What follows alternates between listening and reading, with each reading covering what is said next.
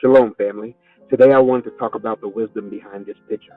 It's a way of understanding addiction beyond the obvious components that go along with it. The addiction tree shows us that addiction isn't the main issue, but rather the roots and the soil that make the tree grow. And that's what needs to be addressed. Notice how the damage of shame is at the root. I just put out my video about the origins of shame on YouTube. If you haven't watched it yet, check it out. That video goes beyond this tree to show you how Satan himself is the architect of shame. But this image goes beyond the video to give you an illustration that you can apply to what's going on in your life through self-examination. Addiction is a complex issue, and the addiction tree model helps us understand why. It explains why someone who successfully stops using substance like alcohol might engage in something more culturally acceptable, like workaholism or excessive exercise. This is because addiction is a behavior that relieves pain and allows one to escape what is intolerable. Now, the tree has three main parts: the branches, which are different forms of addiction; the trunk, which represents the underlying issues that drive addiction; and the roots, which are the core issues that feed into addiction. The branches of the addiction tree can take many forms, including substance abuse, sex addiction, gambling addiction, and more.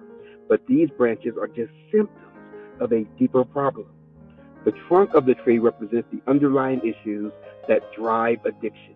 These can include trauma, shame, and other emotional wounds that need to be addressed in treatment.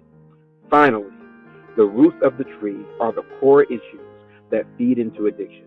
These can include things like low self-esteem, a lack of purpose or meaning in life, and a sense of disconnection from others.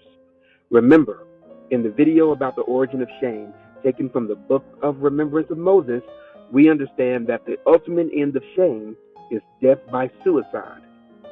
So, family, if you or someone you know is struggling with addiction, please remember that it's not just about stopping the behavior. It's about addressing the underlying issues that are driving it.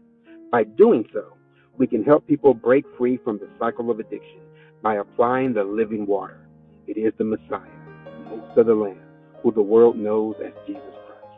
He brings reproval, repentance, and forgiveness. Remember, the Messiah said that whosoever drinketh of the water that he shall bring shall never thirst, but it will be in him a well of water springing up into everlasting life. Much love, family, and much shalom.